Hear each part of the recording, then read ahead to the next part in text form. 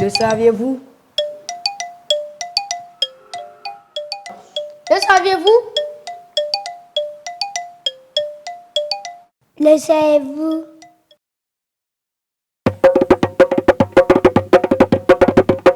Torkayaye, torkayaye, yalwa yetta torkay ne wenam ye, annan foti pa wenam ye. Torkayaye neba, torkayaye, yalwa yetta torkay ne wenam ye, annan foti pa wenam ye. Torkayaye neba, torkayaye neba. Torkayaye, kalma yetta torkay ne wenam ye, annan foti pa wenam ye. Au commencement était la parole, et la parole était avec Dieu, et la parole était Dieu. Toutes choses ont été faites par elle, et rien de ce qui a été fait n'a été fait sans elle. En elle était la vie, et la vie était la lumière des hommes. Elle est venue parmi les siens, mais les siens ne l'ont point reçue. Mais à tous ceux qui l'ont reçu, elle a donné le pouvoir de devenir enfants de Dieu, lesquels sont nés, non de la volonté de la chair et du sang, mais de la volonté de l'esprit. Alors, chers enfants, si vous avez reçu la parole faite chair, c'est-à-dire Jésus-Christ, vous êtes les enfants les plus heureux, les plus bénis, les plus merveilleux, les plus fantastiques de la terre. Alors, installez-vous confortablement et voyagez avec moi dans l'univers du récit. Voyagez avec moi dans l'univers du merveilleux. Voyagez avec moi dans l'univers du fabuleux. Voyagez avec moi dans l'univers de l'imaginaire. Voyagez avec moi dans l'univers du fantastique. Voyagez avec moi dans l'univers du poétique. Voyagez avec moi dans l'univers de la parole. J'ai l'habitude de dire que dans ce monde, beaucoup aiment parler. Mais peu de gens parlent de l'auteur de la parole. Alors moi, je me fais le porte-parole de l'auteur de la parole, c'est-à-dire Wena, le Créateur. Alors, chers enfants, installons-nous et prenons notre vol pour voyager dans l'histoire. Vous êtes nombreux à nous suivre et je vous aime tous. Chers enfants, dans le passé,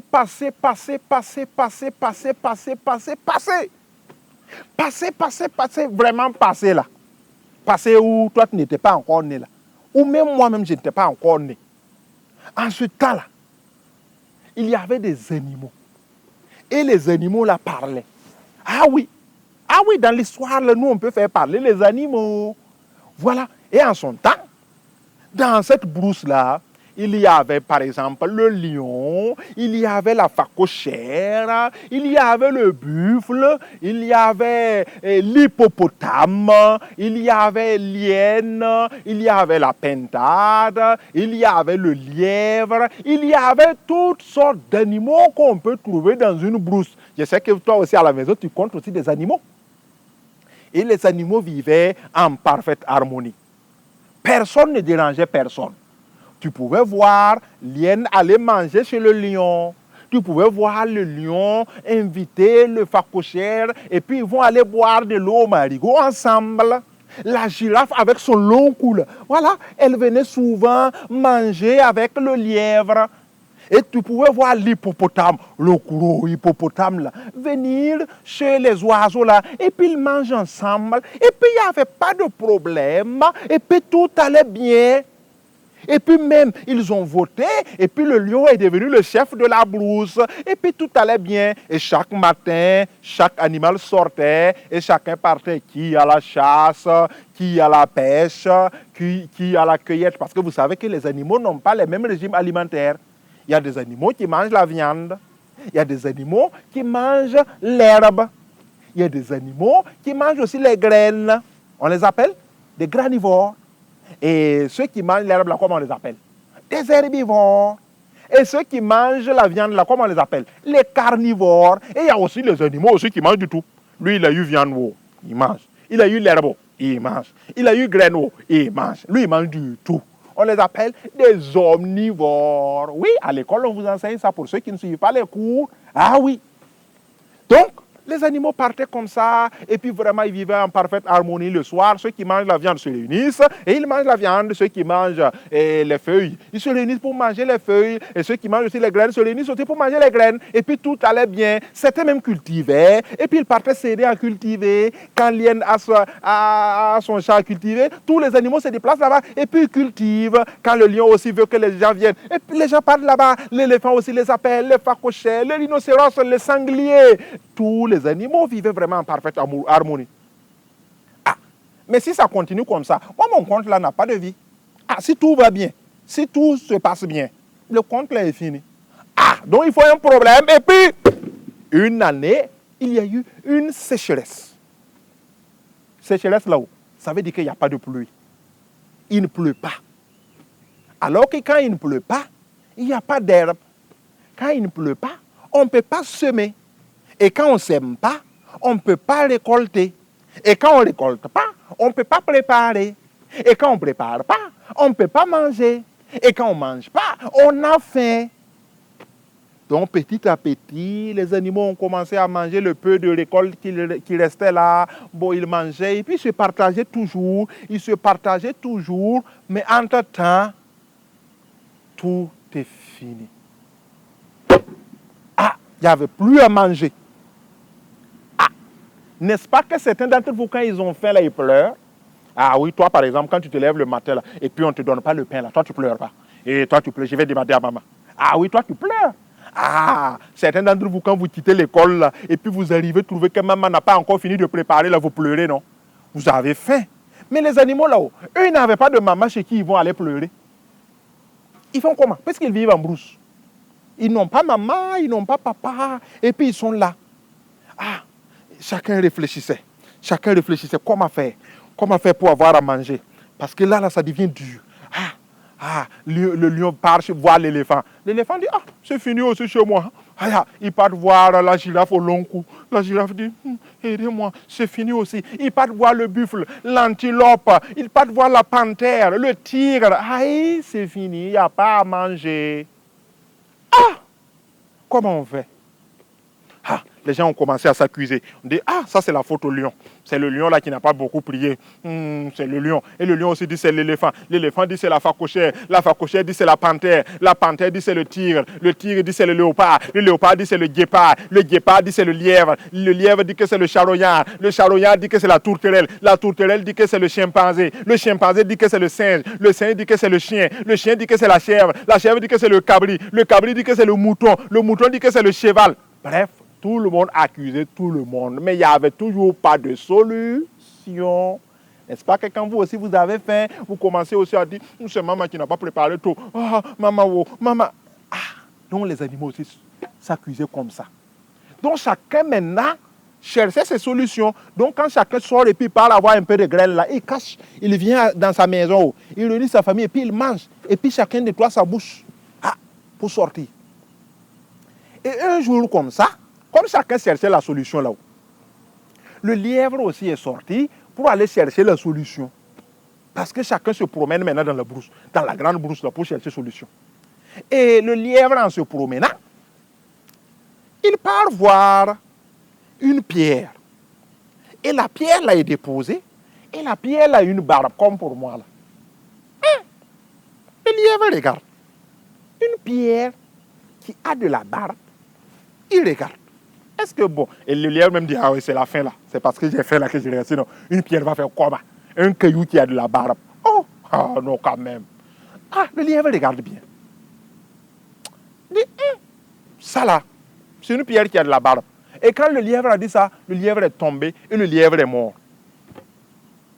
Et après, le lièvre est ressuscité. Ah. Et la pierre là lui dit, si jamais tu dis encore une pierre qui a de la barbe, tu vas mourir. Ah, le lièvre a couru, jusqu'à arriver chez lui. Il est rentré. Il n'a rien dit à quelqu'un. Il a fait 2 jours, il ne sort même plus, malgré la faim là. Parce qu'il a peur de sortir et puis rencontrer la pierre là dehors. Mais entre-temps, le lièvre réfléchit. Il réfléchit. Il se dit, tiens, ça peut devenir une affaire. Hein? Parce que si j'envoie des animaux là-bas, Ça peut devenir une affaire. Donc, ceci dit, ceci fait. Le lendemain matin, le lièvre part voir le buffle. Il dit, bon, buffle, tu ne vas pas venir, on va se promener. Comme bon, on n'a pas à manger, on va faire comment? On va se promener seulement. Ce que Dieu va nous donner là-haut, on va manger. Mes chers enfants, est-ce que c'est ce que Dieu va donner?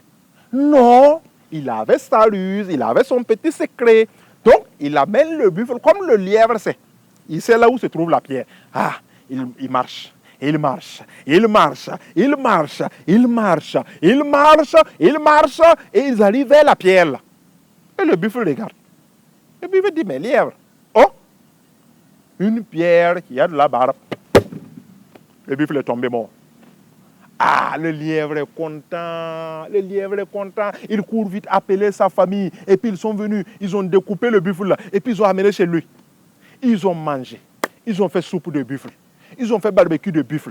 Ils ont fait brochette de buffle. Ils ont fait tout ce qu'on peut préparer. Et puis ils ont mangé, mangé, mangé. Donc tous les autres animaux avaient faim, mais chez le lièvre là, c'était la fête. Pendant 7 jours. Et quand ils ont fini de manger le buffle, le lièvre dit, mais ça c'est une bonne affaire. Donc, comme ça, nous on a trouvé notre ruse. Et puis, bon, on va manger maintenant quel animal? Et puis, il tourne et tout, et dit, bon, j'ai bien envie de manger une antilope quand même. Donc, le lièvre va voir l'antilope. Antilope, comme on n'a pas à manger là-haut, on ne va pas se promener. Ah, l'antilope dit, ok, il n'y a pas de problème. Donc, viens, on va aller. Ah, comme le lièvre connaît là où se trouve la pierre. Ah, il marche, il marche, il marche, il marche, il marche, il marche, et tac, ils sont arrivés au niveau de la pierre. Et l'antilope regarde. L'antilope dit au lièvre là, hey, une pierre qui a de la barbe. L'antilope est morte. Ah! Le lièvre n'attendait que ça. Le lièvre court vite, appelait sa famille. Ils viennent, ils découpent l'antilope là. Et puis ils vont à la maison. Ils font la fête. Soupe d'antilope, brochette d'antilope, ragoût d'antilope. Tout ce qu'on peut trouver dans le compte. Et puis ça mangeait, ça buvait. Pendant que les autres animaux avaient faim, chez le lièvre, c'était la fête. Pendant 6 jours. Ah oui. Parce que, bon, l'antilope, là, n'est pas aussi grosse que le buffle. Donc, le lièvre dit, bon, qu'est-ce que je vais manger maintenant? Parce qu'il y a du tout, hein.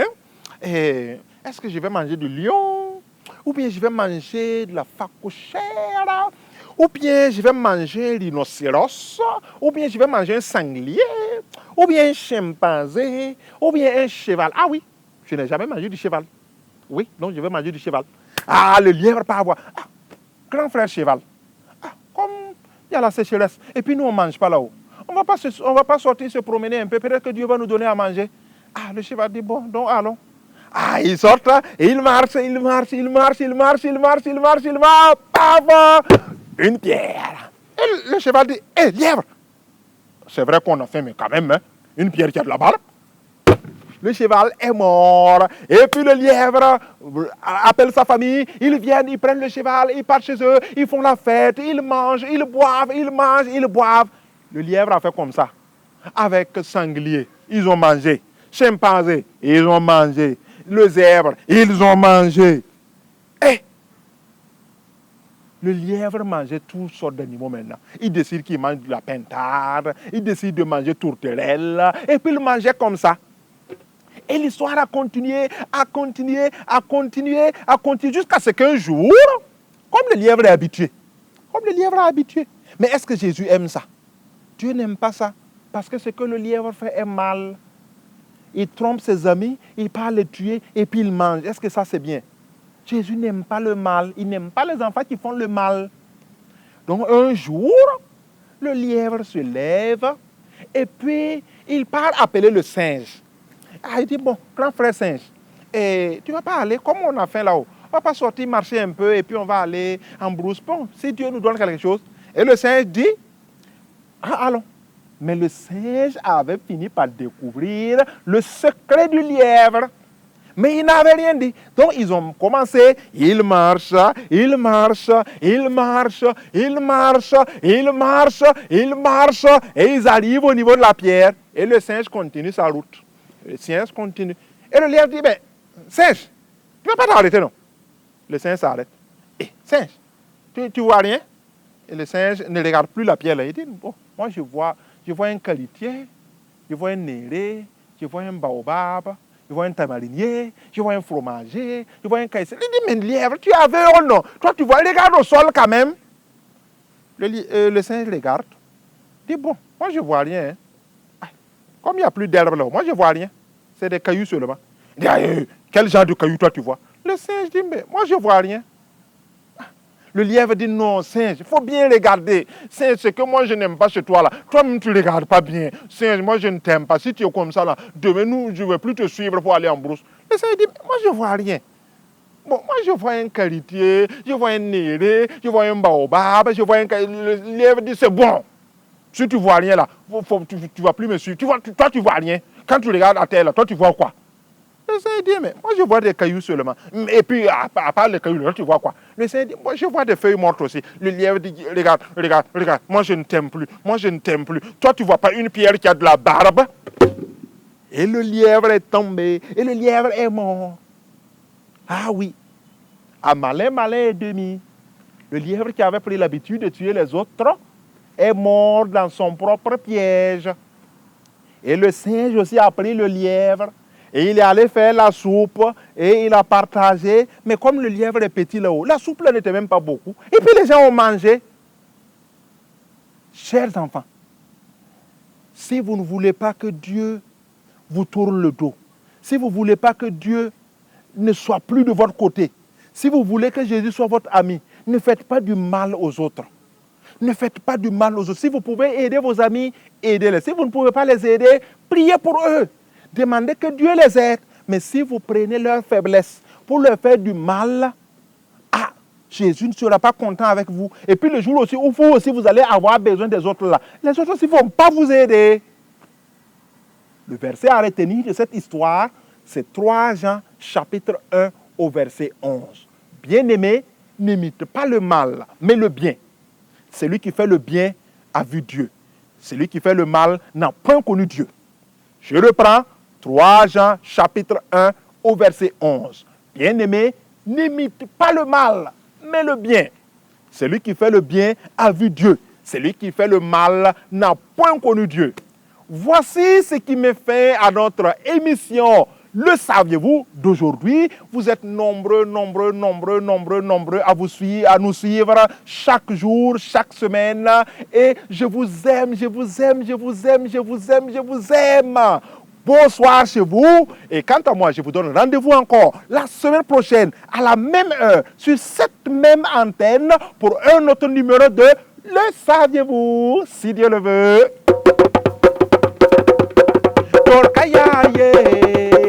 Torkayaye, Alaman yet Torkay when Namye, and the Nana Forty Pound when Namye. Torkayaye, never. Torkayaye, Alaman yet Torkay when Namye, and the Nana Forty Pound when Namye. Torkayaye, never. Torkayaye.